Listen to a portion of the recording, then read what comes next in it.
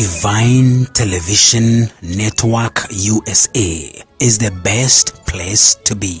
We inspire, empower, and educate. We build and nurture community and transform our world by ministering to the needs of all people, bringing healing and wholeness to the hurting and heartbroken through the love of Christ. Divine Television Network USA, a place of hope. Imebeba ujasiri, ikinitaka nikiri, nikisema mimi ni wa juu, mimi ni wa juu, mimi ni wa juu, juu sana. Bwana Yesu asifiwe. Ni siku nyingine tena ambayo Mungu ametupa. Ninaomba nikukaribishe mtazamaji wangu kwamba ukae tayari kabisa kusikia ujumbe wa leo. Na ujumbe wa leo nataka nikuambie kabisa kwamba Yesu anataka kukutia moyo kwamba usikate tamaa pamoja na mazingira unayopitia. Kabla sijaendelea kusoma neno la Mungu, ninaomba tuombe. Baba, katika jina la Yesu, wewe ni Mungu kweli, Mungu muumba wa vitu vyote, Mungu wa kuabudiwa, Mungu wa kutukuzwa, Mungu wa kuheshimiwa, Mungu wa Bwana wetu Yesu Kristo. Ninakushukuru kwa ajili ya siku na saa hii ambayo Bwana umetupa tupate kutafakari ujumbe wa neno lako. Ninakukaribisha Roho Mtakatifu, uwe mwalimu na kiongozi. Wewe una lugha nyepesi ya kuweza kumfikia kila mmoja wetu kufuatana na ufahamu wake. Tusaidie haya Roho Mtakatifu, msaidie msikilizaji wangu na mtazamaji wangu katika muda huu ambao tunakwenda kusoma neno lako. Ni katika jina lako Yesu Kristo nimeomba na kushukuru. Amen. Kama nilivyosema kwamba leo ninaleta ujumbe mbele yako, ni ujumbe wa kukutia moyo. Nitasoma sehemu tu ya maandiko, lakini nitaeleza kwa kirefu. Nitasoma katika Injili ya Yohana Mtakatifu sura ya 4 mstari ule wa 28 hadi 30. Yohana sura ya 4 mstari ule wa 28 hadi 30. Nitasoma kifungu hicho kidogo kwa kuanzia.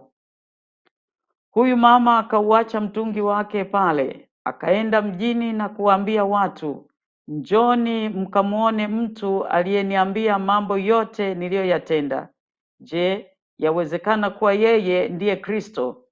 Watu wakatoka mjini wakamwendea Yesu. Nitarudia tena.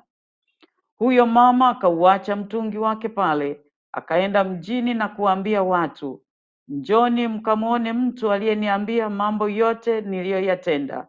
Je, yawezekana kuwa yeye ndiye Kristo? Watu wakatoka mjini wakamwendea Yesu. Amen.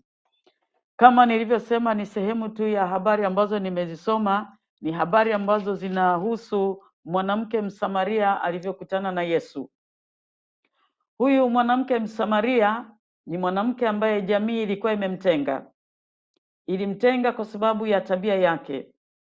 Na wakati ule zamani watu walikuwa wakichota maji katika visima. Kwa hiyo anatoka asubuhi, wenzake wanapotoka asubuhi kwenda kuchota maji, yeye hawezi kwenda asubuhi pamoja na wenzake kwa sababu alikuwa na tabia ya kuchukua waume za watu. Kwa alijua kwamba wakati wowote anaweza kupigwa na wale wenye waume. Kwa ndio sababu iliyomfanya yeye asiwe karibu au asishirikiane na wenzake. Kwa hiyo alikuwa ni mtu ametengwa na jamii kutokana na tabia yake. Hakuna mtu aliyemhurumia, hakuna mtu aliyejali kuwa pamoja naye. Kwa hiyo wenzake wanapokwenda kuchota maji asubuhi, yeye anakwenda mchana. Biblia ukisoma kuanzia ile sura, mwanzoni mwa sura, inasema alikwenda mchana, alikuwa akienda mchana wa saa 6.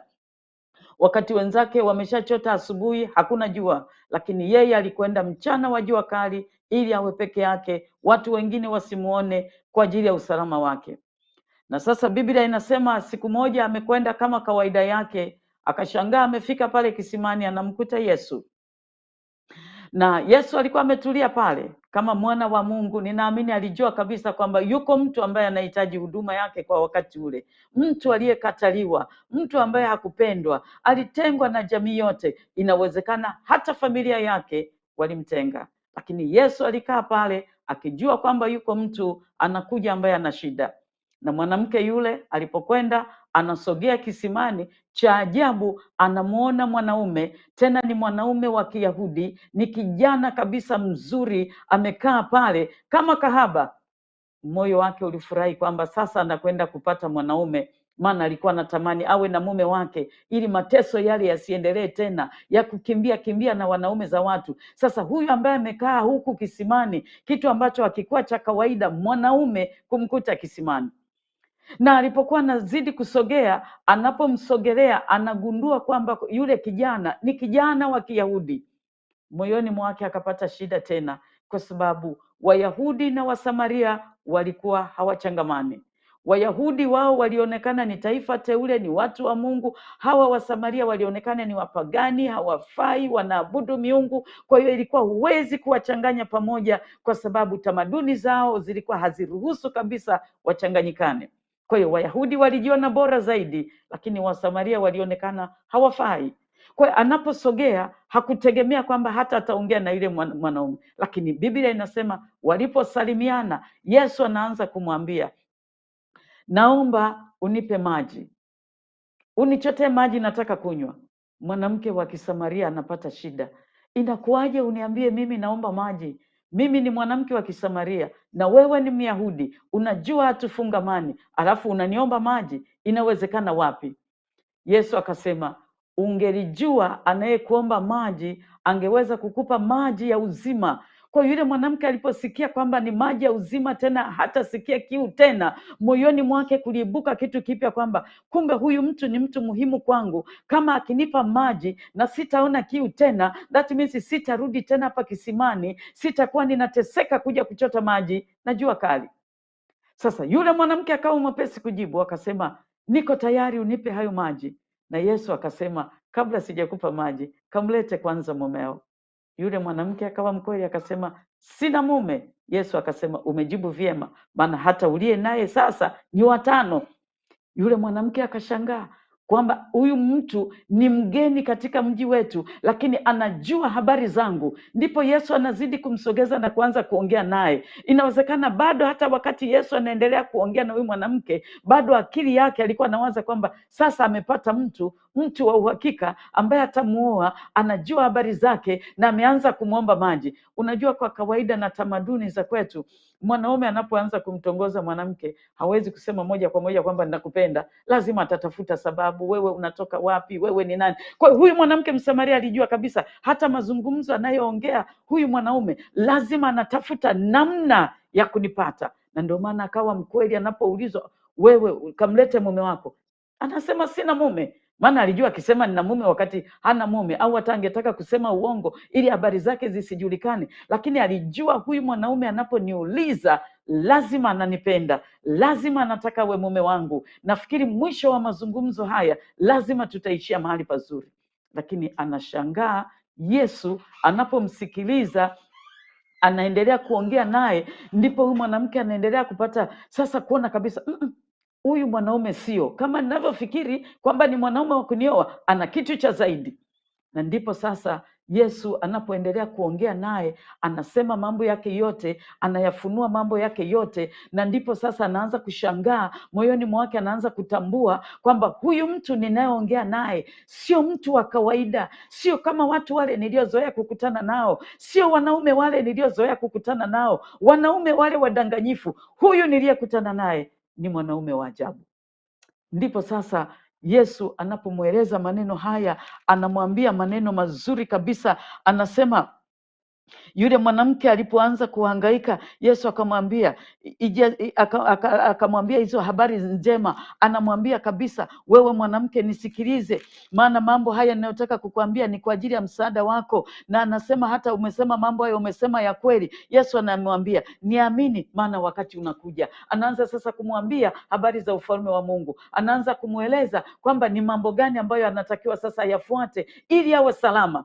Sasa wakati Yesu anaendelea kusema na yule mwanamke, anapoendelea kusema naye maneno yale ya kimungu, ndipo sasa ndani ya moyo wa yule mwanamke, ndani ya nafsi ile iliyokuwa imeumia, ndani ya nafsi ile ya mwanamke yule aliyekataliwa, anaanza kuona tumaini jipya, anaanza kuona kwamba kumbe anaweza kuwa na heshima katika jamii kwa mara nyingine tena. Analiona tumaini jipya ndani ya moyo wake, na anapotambua haya sasa hanyamazi. Ndio maana Biblia inasema yule mwanamke baada ya kusikia hayo, akaona mambo haya sasa ni lazima akawaambie watu wa mjini kwake. Hofu ile ya kuogopa watu watampiga ikaisha, akaacha tena kuhangaika, hakusikia uoga wowote. Biblia inasema akaacha mtungi wake, akauacha pale, anakimbia mjini kwao kwenda kuwaambia watu habari za mtu aliyesema mambo yake. Anawaambia, anakuwa mwinjilisti wa kwanza katika mji ule kuambia, nimesikia habari za mtu huyu anayesema habari za kweli, yamkini ndiye Kristo ambaye wamekuwa wakimsema.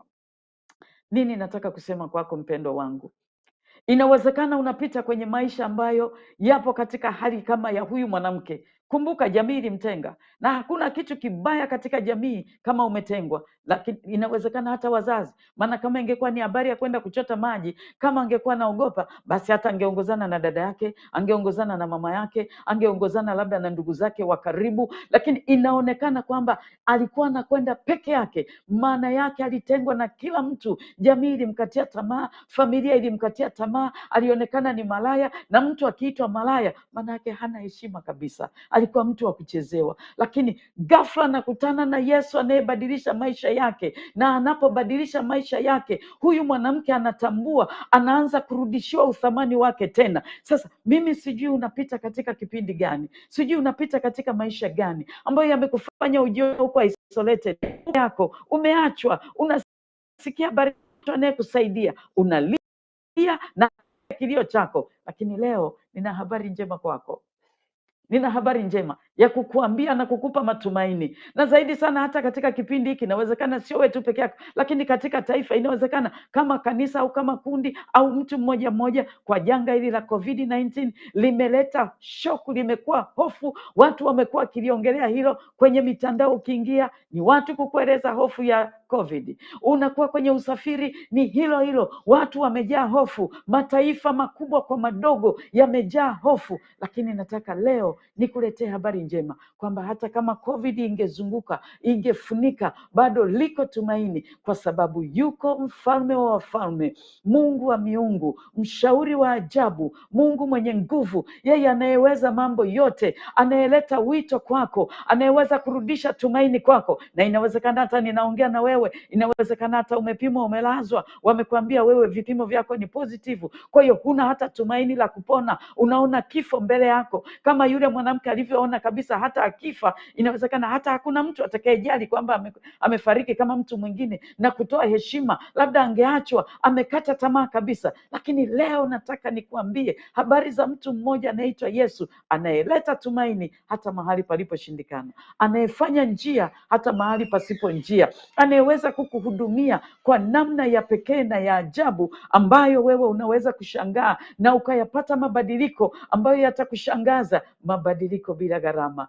Ni Yesu aliyejaa upendo, Yesu ambaye anamhurumia. Maana hata akiwa katika huduma zake akizunguka, Yesu hakuwa na ubaguzi. Ndio maana aliweza kukutana na mwanamke huyu, hakuwa na ubaguzi, alikutana hata na walemavu, alikutana na watu wenye shida mbalimbali. Walipomlilia, Yesu alisimama, Yesu alisikiliza. Hata leo naomba kilio chako, badala ya kulia na kunung'unika na kuangalia watu, badala ya kuona kwamba watu wamekuacha, nataka nikwambie yuko mmoja anayeweza kukusikiliza pamoja na mazingira ulio nayo, pamoja na tabu ulizo nazo na shida ulizo nazo. Inawezekana wewe ni mtoto yatima, inawezekana wewe ni mkimbizi, umeondoka kwenye nchi yako, unaishi katika hali ya tabu, inawezekana uchumi wako ni wa shida.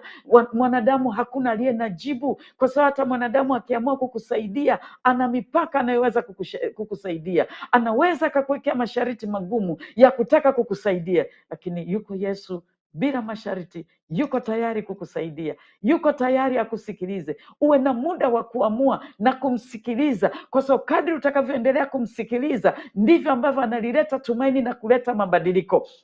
Inawezekana nafsi yako imeumia, inawezekana imeumizwa ni kwenye biashara, umedhulumiwa labda na rafiki, watu uliowaamini, watu uliowapenda wamekufanyia mambo ambayo hukuyategemea.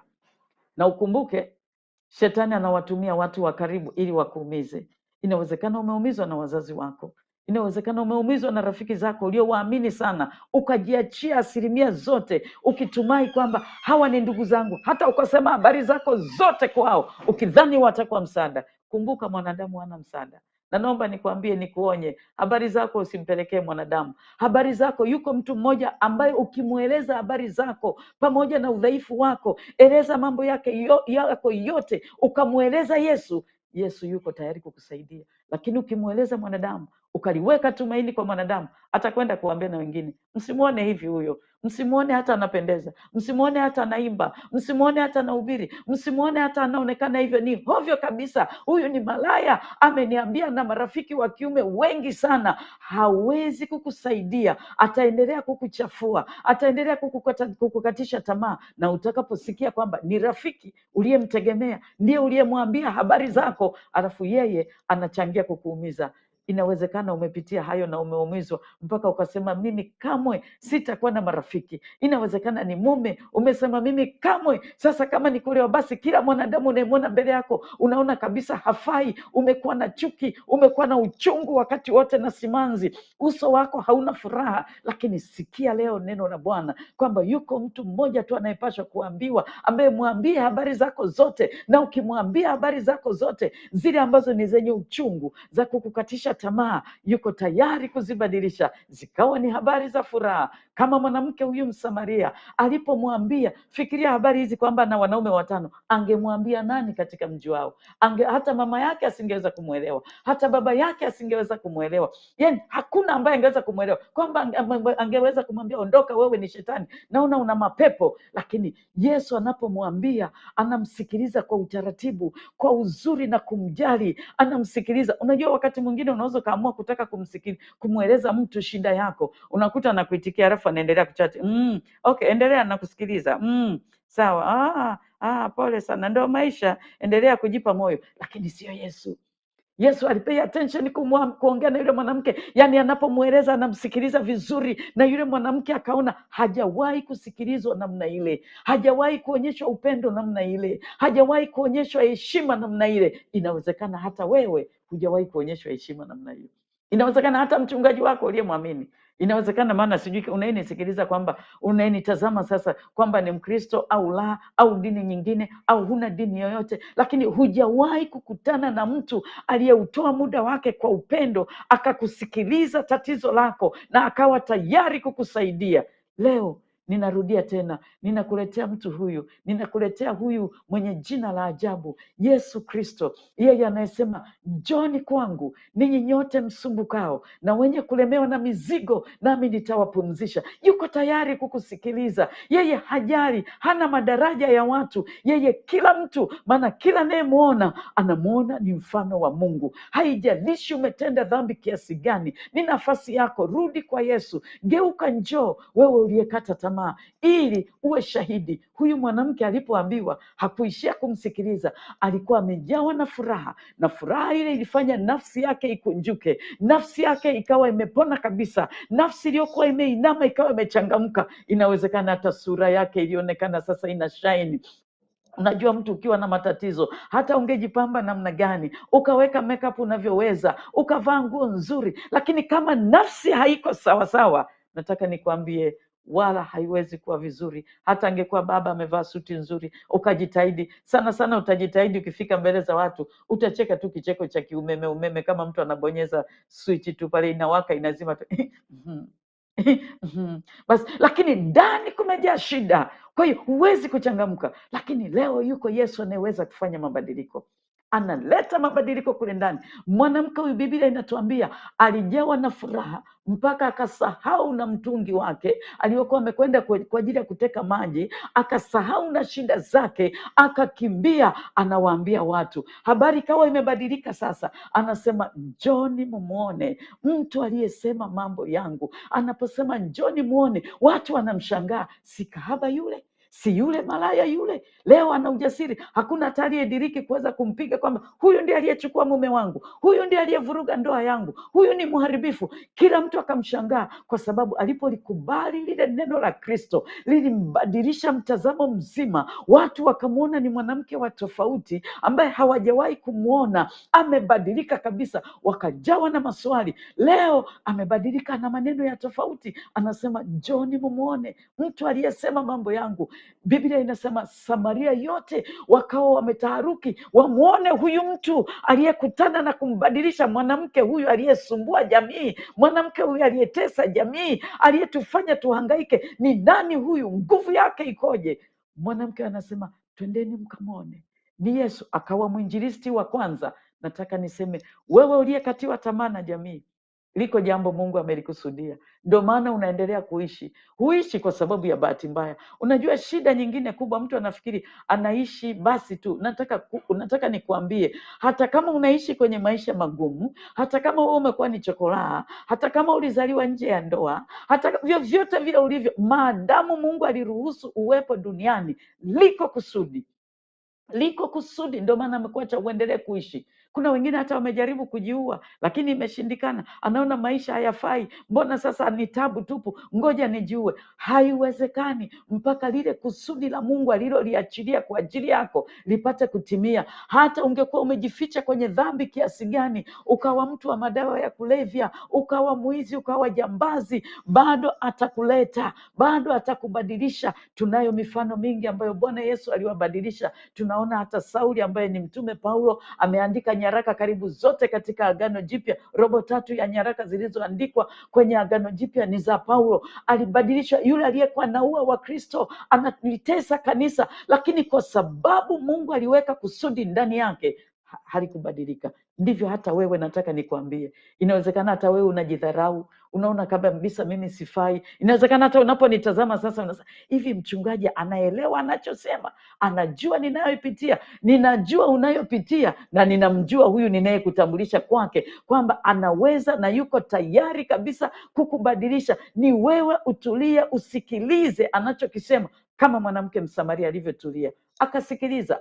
Aliposikiliza akabadilishwa, mara akawa sio kahaba tena, akawa mwinjilisti anayehubiri Injili. Na wewe inawezekana umekuwa mwizi. Nataka nikwambie, ukikubali na ukiamini leo, hutakuwa mwizi tena. Jina lako litabadilishwa, utakuwa mhubiri, utakuwa mtu mwema, utakuwa mke mwema, utakuwa baba mwema, utabadilika. Yesu akikutana na mtu habaki kama alivyo. Huwezi kubaki kama ulivyo. Nataka uamini, hata mimi ninayesema nilikutana na Yesu, ndiye aliyenibadilisha. Ninaweza kuongea maneno haya through experience, kwamba nimekutana na Yesu. Simsemi Yesu yani kwamba nimesoma kwenye kitabu, lakini ni yule Yesu anayeweza kubadilisha. Hata wewe anaweza kukubadilisha. Wewe uliyekata tamaa, umekata tamaa kabisa, huoni maana ya maisha, umekata tamaa, inawezekana hata kazi upati, kila mahali unapopita umeonekana hufai, maneno yanayosikika ya kukukatisha tamaa.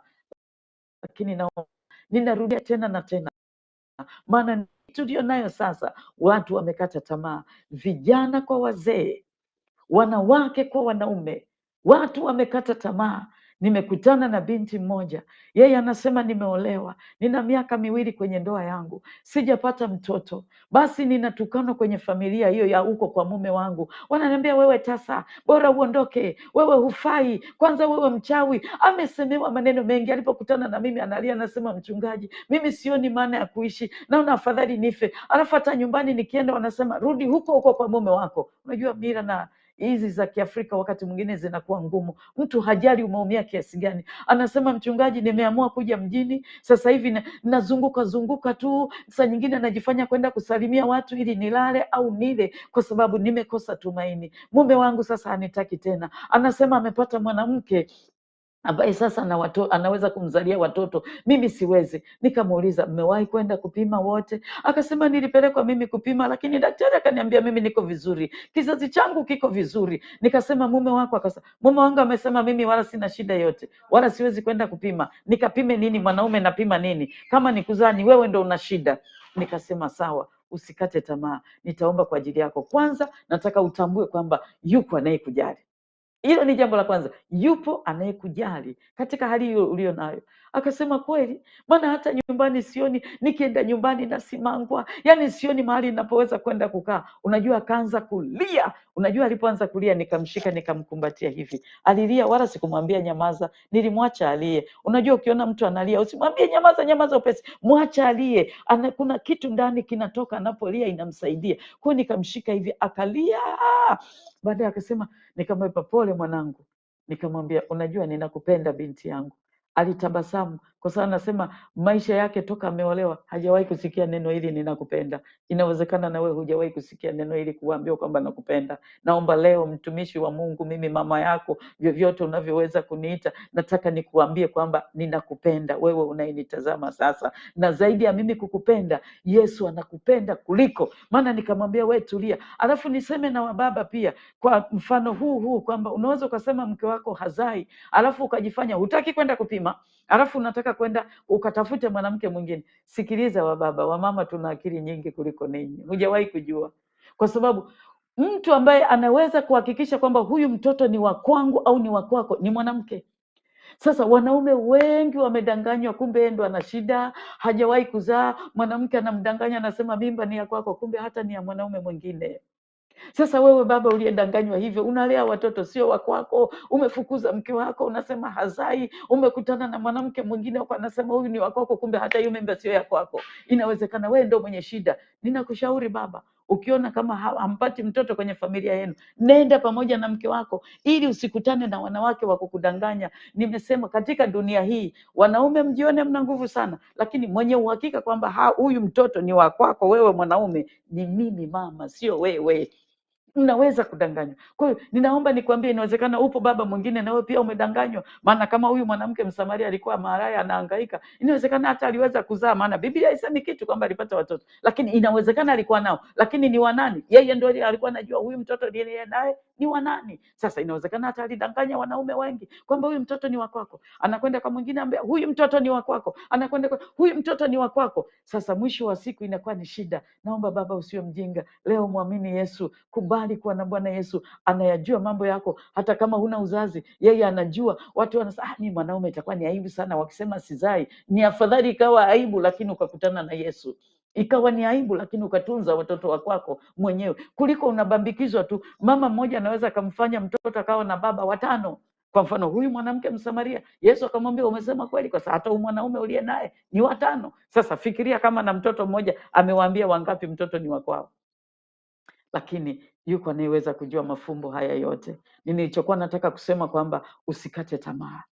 Usikate tamaa. Mwanamke Msamaria alikata tamaa, alibaki peke yake, lakini Biblia inasema alipokutana na Yesu akaacha hata mtungi wake. Nataka niseme utakapokutana na Yesu utaacha, utasahau na tabu zako, utaacha na mizigo uliokuwa umebeba, utaacha, yani utasahau ile aibu uliokuwa nayo, utasahau, utakuwa mtu huru. Maumivu uliokuwa nayo, inawezekana tabu unazopitia zimesababisha na vidonda vya tumbo. Nataka nikuhakikishie sasa hivi kwamba ukimwamini Yesu hivyo vyote utavisahau, vitakuwa ni historia, utakuwa ni ushuhuda kwako.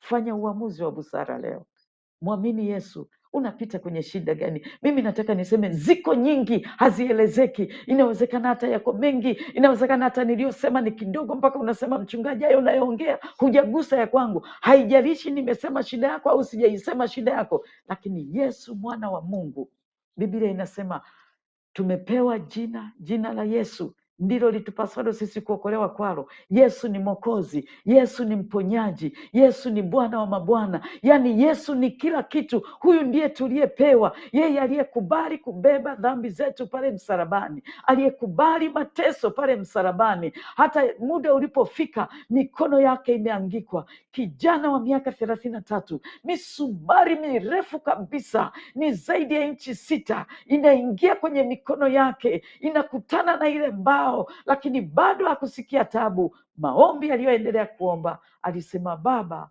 uwasamehe, hawajui walitendalo. Halikuwa jambo rahisi.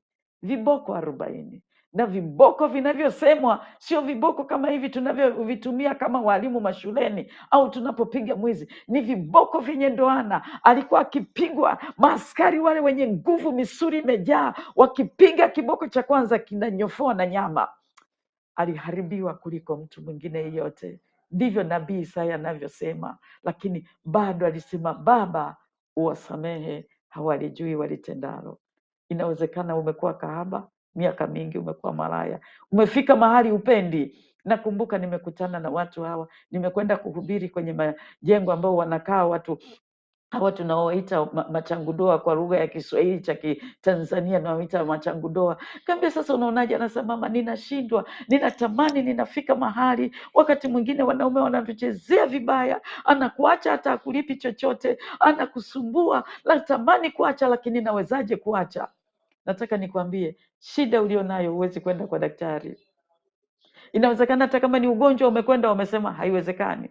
Kama hivi sasa hivi virus huyu wa COVID-19 anasumbua kila siku, anabadilika, wanakwenda hatua fulani ili wapate ufumbuzi, anabadilika. Kwa hiyo kila siku ni majina mapya, kila siku ni majina mapya. Watu sasa hivi wamekosa amani, yani saa zote wamejaa hofu. Sikia leo ni habari njema. Sisemi usifuate taratibu za kitabibu, fuata hizo taratibu, lakini ndani yako ukiwa na amani, ukijua kwamba yuko daktari wa madaktari. Yesu ni tabibu wa ajabu, ni tabibu wa karibu, asiyehitaji gharama zozote. Maabara yake ni ya ajabu sana, wala hashindwi kwa hao virusi, wala hahitaji kwenda kuwaotesha kwenye maabara ili ajue wakoje, ili tufanye nini. Hahitaji, lakini neno lake ni uzima na nguvu. Akasema imekwisha. Magonjwa yamekwisha, dhambi imekwisha. Maana yake iko nguvu inayoweza kukutoa kwenye hiyo dhambi inayokutesa. Iko nguvu inayoweza kukutoa kwenye magonjwa yanayokutesa. Iko nguvu inayoweza kukutoa huko ambako nafsi yako imeumia. Kama ningekuwa na uwezo wa kuona ndani, nafsi yako inatoa damu kabisa, nafsi ina vidonda, umejaa manung'uniko, umejaa uchungu, umejaa shida. Leo kubali kukutana na Bwana wa amani, Yesu Kristo, mwana wa Mungu, aliyejitoa sadaka kwa ajili yako. Alijitoa sadaka, na ndio maana unaendelea kuwa hai. Huishi kwa bahati mbaya, upo kwa kusudi la Mungu. Nataka nikutie moyo tena. Mwanamke huyu kahaba, kama angeweza kukata tamaa, angeweza hata kujipoison mwenyewe, akasema bora nife, kama ambavyo wengine wanafanya, lakini kumbe lilikuweko kusudi awe mwinjilisti wa kwanza katika Samaria. Na unajua nikwambie, Wasamaria walikuwa hawakubali Wayahudi, lakini kutokana na uinjilisti wa yule mama walikubali. Walikwenda kule kisimani, wanakimbia wamwone huyu aliyembadilisha, aliyeshindikana. Na wewe inawezekana umeshindikana. Unaonaje leo uwe na ushuhuda, watu waseme, jamani, huyu hakuwa hivi, alikutana na Yesu. Alikutana na Yesu mwana wa Mungu, yeye huyu ambaye ni chakula cha uzima, ni njia ya kweli na uzima. Huyu ni maji ya uzima, huyu ni tabibu wa karibu, huyu ni mwamba wa kale, ni rafiki ambaye yeye tukikimbilia kwake sisi tu salama na tu wazima. Inawezekana mama unanisikiliza, unanitazama, kijana kijana wa kiume, kijana wa kike, baba umekata tamaa. Inawezekana uko ughaibuni, uko kwenye nchi za watu, umekaa huna matumaini, huelewi hata maisha yatakuwaje. Leo liko tumaini. Kutana na Yesu aliyekutana na mwanamke Msamaria. Yani najaribu, hebu fikiria mwanamke ambaye amekataliwa kwenye jamii, yukoje? Maisha yake yakoje? Yani natamani ni kutafakarishe uone kwamba shida yako Yesu anaweza. Na Biblia inasema Mungu wetu ni Mungu wa wote wenye mwili, hakuna jambo asiloliweza. Jiweke tayari, ninataka kuomba na wewe. Lakini kabla sijaomba kwa ajili ya shida yako, kitu cha kwanza ninaomba, unaonaje ukubali ni kukutanisha na Yesu, kama ambavyo mwanamke yule Msamaria alikutana na Yesu pale kisimani. Na wewe atakutana na wewe mahali ulipo, mahali popote ulipo, yeye atakutana na wewe. Tukimwita anakuja, haijalishi. Yeye ni Roho, ni Mungu kweli aliyeviumba vitu vyote. Yuko tayari kukusikiliza. Hajali una matatizo kiasi gani, hajali umekosa kiasi gani, hajali wewe humtambui kiasi gani, lakini kubali, uwe tayari kumwambia Yesu, ninakupenda. Ninapokwenda kuomba, nitakutangulia kwenye sala hii. Nitatamka maneno haya, wewe utafuatisha, lakini naomba umaanishe yawe ni sehemu yako mwenyewe. Hebu uone kabisa, uione hiyo tabu imekuchosha, na Yesu anasema lete mzigo, mpe yeye, na ndicho ninachotaka kukifanya kwako saa hii. Sema, Bwana Yesu, mimi ni mwenye dhambi kama mwanamke Msamaria aliyekataliwa na jamii, na mimi naja kwako. Nimeteseka sana, dhambi imenitesa. Bwana Yesu, unisaidie,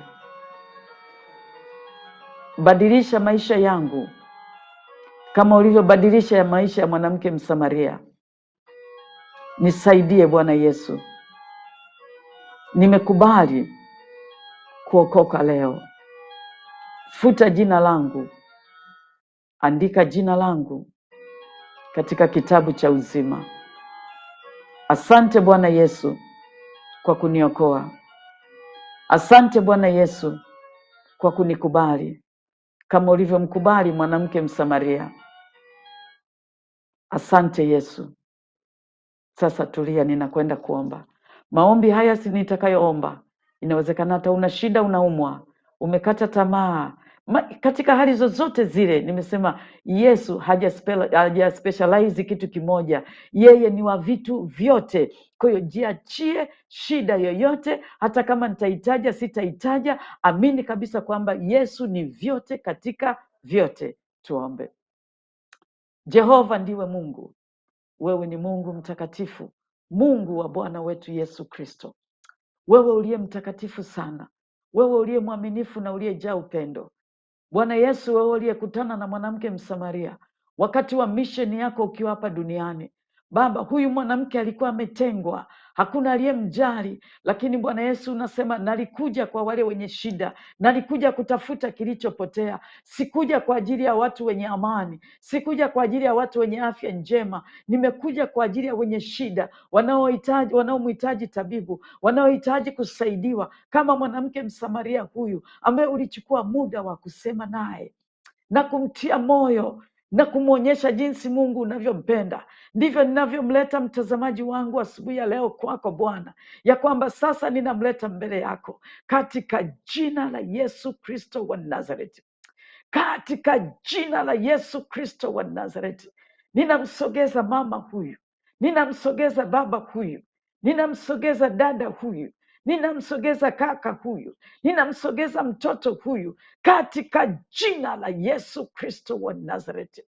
Katika jina la Yesu Kristo wa Nazareti. Riko sika rabo shaina rabo sira horiko sika ramo shira.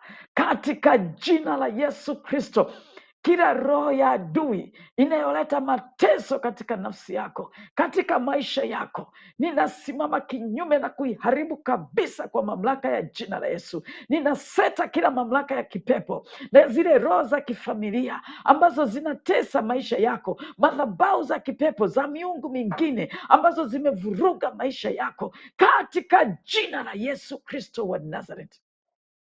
Katika jina la Yesu, katika jina la Yesu, ninaamuru nguvu zote za kipepo katika anga, katika ardhi, katika maji. Sikia, achia nafsi ya mtu huyu, achia maisha ya mtu huyu, achia kwa jina la Yesu Kristo. Roho ya mahangaiko, roho ya magonjwa, roho ya kuteseka, orikasika raboshaina rabasanda rabokoria, katika jina la Yesu Kristo wa Nazareti. Riko sikarabo shika masira rama sakarabo konta rabo sikiri rabo shira riko sikarabo shira. Wewe unayeteseka na magonjwa kwa kila jina, iwe ya kisukari, wewe unayeteseka na TB, wewe unayeteseka na ukimwi, unayeteseka na maambukizi ya virusi COVID-19, katika jina la Yesu Kristo, majina yote kwa majina yenu, ninatangaza jina lipitalo majina yote, jina lililo juu ya kila ugonjwa, jina lililo juu ya kila virusi, jina lililo juu ya kila bakteria wa aina yoyote ile, kwa jina la Yesu Kristo mwana Mungu ya hai. Katika jina la Yesu, sikia shetani, wewe unayetesa wana wa Mungu, ukiwatesa na kuwakosesha amani, roho ya woga na hofu nina kwa jina la Yesu. Ninyi majeshi ya pepo wabaya katika ulimwengu wa roho, ninawasambaratisha majeshi ya pepo katika ulimwengu wa roho, ambao ninyi ni kuja kusababisha watu wateseke, watu wasikae kwa amani, wanakaa katika shida. Katika jina la Yesu Kristo, ninasambaratisha vikao vyenu, ninaharibu vikao vyenu, ninateketeza madhabahu zenu ambazo mmekuwa mkitaja majina ya watu mbalimbali ili wasifanikiwe. Inawezekana wewe unayenitazama sasa, jina lako linatajwa kwenye madhabahu ya kipepo, kwamba usifanikiwe, usiendelee, uwe mgonjwa siku zote, uwe mtu wa kushindwa. Leo ninavunja hiyo madhabahu kwa jina la Yesu. Ninaharibu hiyo madhabahu kwa jina la Yesu. Katika jina la Yesu, vunjika, vunjika, vunjika kwa jina la Yesu Kristo wa Nazareth. Huna nafasi. Huyu ni mwana wa Mungu, ameumbwa kwa mfano wa Mungu. Hutaichezea nafsi yake, hutachezea mwili wake, hutachezea chochote alicho nacho. Sikia wewe uliyelaaniwa kwa jina la Yesu Kristo wa Nazareti, wewe ni mlaaniwa tu shetani. Achia maisha ya mtu huyu, achia maisha ya baba huyu, achia maisha ya mama huyu kwa jina la Yesu Kristo wa Nazareti.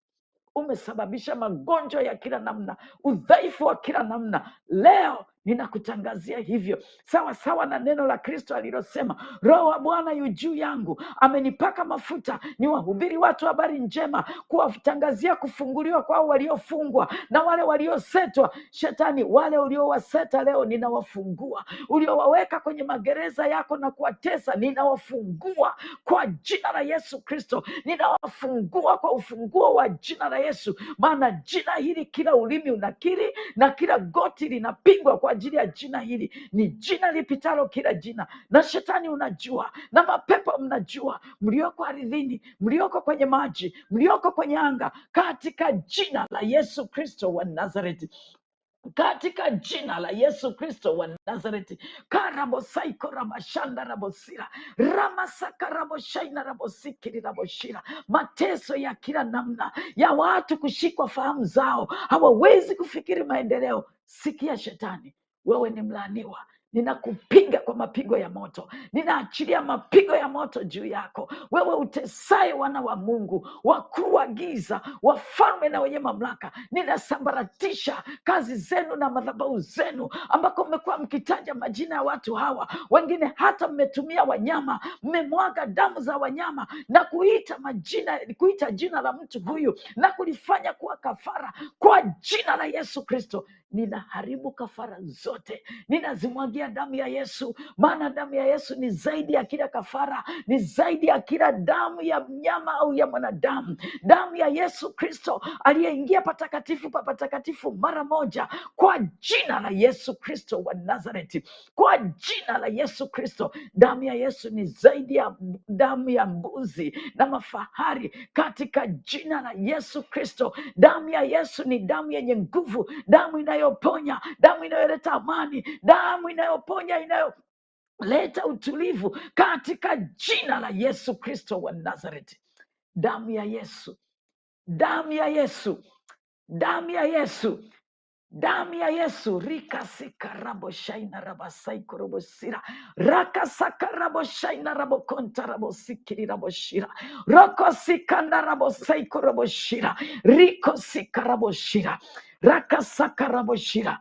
Oh, nasikia kuomba kwa ajili ya wanawake wanaotafuta watoto kwa njia halali, kwa maana ya kwamba walio katika ndoa halali. Ninasikia kuomba na wewe, kama upo unanitazama, weka mikono yako juu ya tumbo lako, na mimi ninakwenda kuliitia jina la Yesu. Jina la Yesu ni nguvu yetu, ni fahari yetu, ni uweza wetu. Jina la Yesu ni kila kitu. Tukimwita naitika, ni jina lenye nguvu, katika jina la Yesu Kristo. Wewe uliyeshikilia kizazi cha mama huyu, achia sasa kwa jina la Yesu.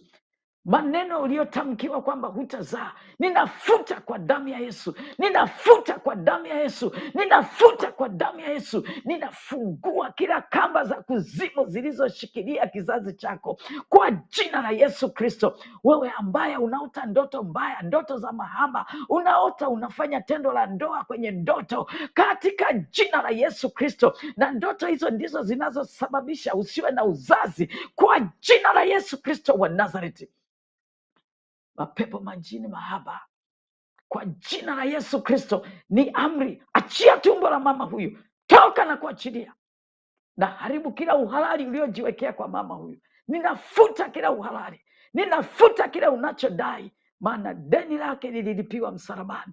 Yesu alipouendea msalaba ule kwa mkogo na ujasiri, akifuta hati ya kila mashtaka, kwa jina la Yesu. Huna unachodai, huna unachodai. Achia tumbo la mama huyu kwa jina la Yesu Kristo, kwa jina la Yesu Kristo.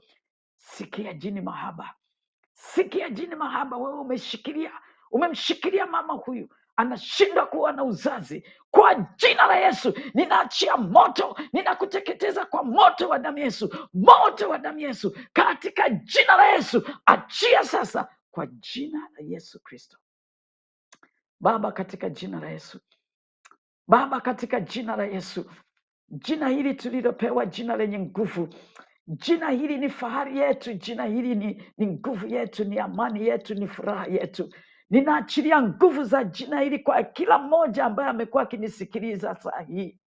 Horikasikaraboshira, katika jina la Yesu Kristo ninaachilia ile nguvu, kama nguvu iliyoiachilia kwa mwanamke yule Msamaria, badala ya kuwa aliyetengwa, badala ya kukosa furaha na kuwa peke yake na huzuni, ili badilisha mara kukazaliwa kitu kingine. Ndio nguvu ninayoachilia juu yako. Bwana Yesu ahusike na maisha yako. Amini kwamba Yesu anaweza, kama mwanamke Msamaria alivyoamini kwamba Yesu anaweza. Anaweza kwako leo. Amini, kubali kwamba Yesu anaweza, ni Mungu peke yake. Kwa maneno haya ninaomba usikie nguvu, wala usiogope. Ninajua shetani ataanza kukushambulia kwa mawazo kwamba unadhani inawezekana. Atakuonyesha wale tu walioshindwa, na ukiona shetani anakuwazisha na kukuonyesha wale walioshindwa, mwambie kabisa shetani, usimwogope. Mwambie, mbona hunionyeshi na fulani alishinda? Hebu kumbuka wale ambao walishinda. Kama unashindwa kuwakumbuka katika nyakati za sasa, mkumbushe hawa niliokuambia. Mwambie, yuko mwanamke Msamaria alikutana na Yesu. Sauli ambaye anaitwa Paulo sasa alikutana na Yesu. Bartimayo alikuwa kipofu, hawezi toka amezaliwa, lakini alikutana na Yesu. Alikutana na mwanamke aliyekuwa akitokwa damu na kansa ya kizazi, alikutana na Yesu. Aliteseka miaka 12, lakini alipokutana na Yesu aliweza kupona. Hakuna mtu aliyekutana na Yesu akabaki kama alivyo. Fanya uamuzi, ninakukutanisha na Yesu sasa. Ni uamuzi wako wewe kukubali mabadiliko, ili uambie watu habari za Yesu kwamba nimekutana na mwanaume wa wanaume, mfalme wa wafalme. Amen, amen, amen. Pokea hiyo nguvu kwa jina la Yesu. Mungu akubariki. Tuonane tena wakati mwingine. Haleluya. Divine Television Network USA is the best place to be. We inspire, empower, and educate. We build and nurture community and transform our world by ministering to the needs of all people, bringing healing and wholeness to the hurting and heartbroken through the love of Christ. Divine Television Network USA, a place of hope.